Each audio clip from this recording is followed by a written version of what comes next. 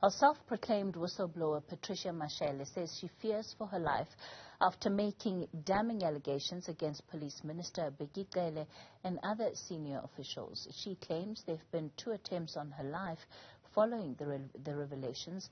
Mashale also adding that some high-profile politicians or officials within the police service are undocumented foreign nationals using fake documents. Well, before we speak to her, let's take a look at this video where Cele responds to Mashale's allegations. I phoned so many people. I phoned because I received the information of the things that were raising to arrange the meeting. That meeting fell apart, it did not happen. I've never met her. We have spoken with her. That's what she says herself. She doesn't say she knows me. She says I phoned her, which is true. But it doesn't mean that because I phoned you, I know you. We have spoken. I said yesterday, I repeat, my doors are open to speak with her. It will be better for all of us, including herself, not to shout on TV, not to shout on radio station, to sit down and listen to the matters, and then we see how we address. She must be safe. The matter has been raised even in the portfolio committee. It must be worked that all members of the South African police, all members of the community must be safe, must be protected according to the way that they are supposed to be. And the question of the foreign national, that matter of that general that has been raised has been thoroughly investigated, and it has been found, not by one body, not by the police themselves, including the IPT and other bodies. They found that that is a South African woman they're talking about that was born in South Africa. If they have alternative and different kind of evidence to what we have found as investigation has been done, we'll be very glad to receive that evidence. Well, let's take you to Patricia Mashale then tonight. Patricia, good evening to you.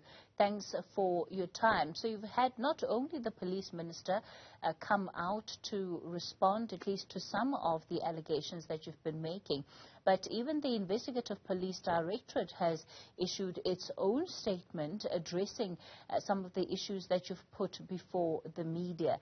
Right now, what are your biggest concerns in as far as what you have raised is?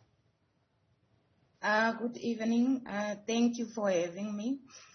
You know what my biggest concern is, there is a huge cover up into this investigation of especially around Lieutenant General Nzia. The reason why I say that is just this morning, the Chief Investigating Officer, Tusokifela Kai, he mentioned that he spent like 150,000 rand on this investigation into Nzia. And it's really funny to me that so much money can be spent to establish a task team to investigate whether Nzia is a South African national or not. Because, I mean, if you're born in a country, your birth certificate will determine where were you born. Why wasn't Nzia just asked to just bring a birth certificate and that would have been the end of it? Why go through all the trouble, spend 150,000 rand to establish whether Nzia is a South African national or not? It is as simple as that. Just bring me, it could have taken like 4 hours to just answer, but just produce it.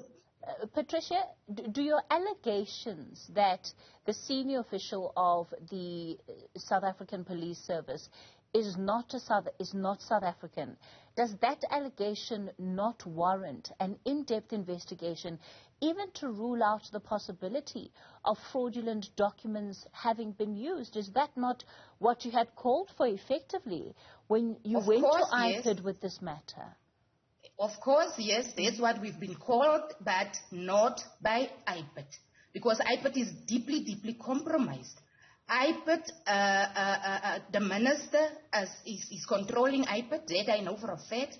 IPID report to the minister. So I would have wanted, and I'm still going to ask for an independent body to if there have to be a thorough investigation as they alleged, let that investigation be done by an independent body who doesn't report to the minister.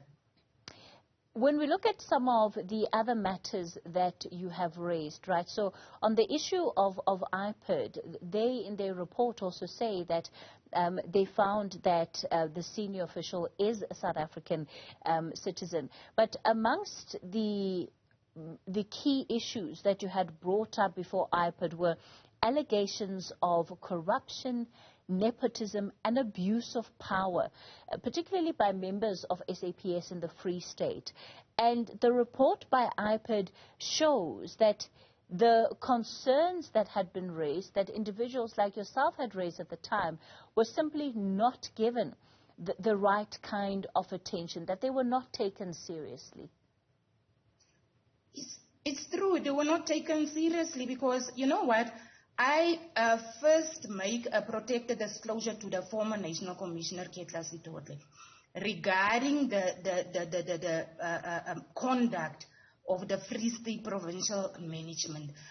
You know what is happening and I thought it was only limited to Free State at the time. But I found out later that what is happening in SAPS is a horror story, because you will find that the nepotism, children of senior officers, girlfriends, boyfriends, are being appointed, and you will find that people from outside doesn't even get the opportunity to become part of the SAPS because they don't have connections in SAPS. And what is worse is people without competencies are being appointed in very sensitive posts, like in Free State Visible Policing. The provincial head of Visible Policing was appointed there. That lady was never a career police official. She didn't know anything about Visible Policing, and she overruled the decisions of seasoned career police officials just because she's the head. And you know what, under her watch, we saw experienced police officers being removed from critical positions because she doesn't like them, and being replaced by her friends, by buddies, and instructions came from above to say, you know what, I worked in the firearm environment, and there was a visit by the Deputy Minister to the Central Firearm Registry. And a late instruction came to say the firearm environment must be capacitated. And on that letter, I have a copy of that letter whereby the Deputy Provincial Commissioner gave her instruction to say, place people that you know in their positions. Now you say you place people that you know in their positions. Those people doesn't even know the environment. They never worked in the environment, causing a total collapse of the firearm environment. And it's frustrating because the experienced people that just decided that since they don't listen to us, since we are not of any value in this place, and you must have seen the resignations. They just decided that it's not worth the trouble to stay anymore. And it's a total collapse. And that is what is currently happening in SAPS. SAPS is in the process of a total collapse because of the appointment of family, friends, and acquaintances. Patricia, in as far as the issues that you have put in particular up for investigation before IPID, and some of the issues that you have raised that resulted in the minister trying to reach out to you. So what we haven't seen a complete dismissal of what you're saying. Part of what you have said, it has been interrogated, it has been and is being investigated in some instances. What more would you want to see happen? You know what? The minister didn't reach out to me as per se. The only reason why the minister called me on that day is because I had an interview on Power FM the previous day after I wrote numerous emails to the office of the president. And the other thing is, in my protected disclosure, I implicated the minister because there was a IPID report back in 2010 that the minister buried. And it was exactly almost the same complaints about nepotism, corruption, whatever. The minister, the minister was the national commissioner by then. Nadim Tetwa was the minister, and the both of them, they buried the report. All the people that was implicated in the report there was recommendations that those people must be charged criminally. Was also the provincial management of Free State. All of them were promoted, and the people who investigated, the witnesses, I can mention Francois Beekman. He was the head of IPAT at the time. He was removed. I can mention Dan Murema. He was the chief investigator at the time. He was charged departmentally because he gave me a report. And since 2010, I've been writing letters to the Minister Cele to ask him, request him to implement the recommendations of that report. I still have that report in my possession. And the day he called me is not because he reached out to me, it's because I exposed that report and the issue of the appointments in crime intelligence on Power FM. And he called me to ask me to have a meeting because he said he doesn't know anything about it. And I told him that's a lie because I've been communicating with his office and they have responded. And he even sent a delegation to Free State on 25 April, whereby his deputy minister was there, the executive head of IPAT was there, Nadel, a president of Nadel Lawyers was there, a deputy national commissioner was there, whereby we were told, it was a meeting with unlawfully dismissed members, whereby we were told by the executive head of IPAT that those members will only be reinstated if they don't implicate the minister in any wrongdoing. And that's where I told them, I say, I will not do that. If the minister is corrupt, I will implicate him whether he's going to give me my job back or not. And since then, his delegation that he sent to Free State and him, they ignored us from them because we didn't do what was asked from us to not implicate him in any wrongdoing. Patricia, we're going to run out of time for this conversation soon. You are currently in hiding. You've been on the run.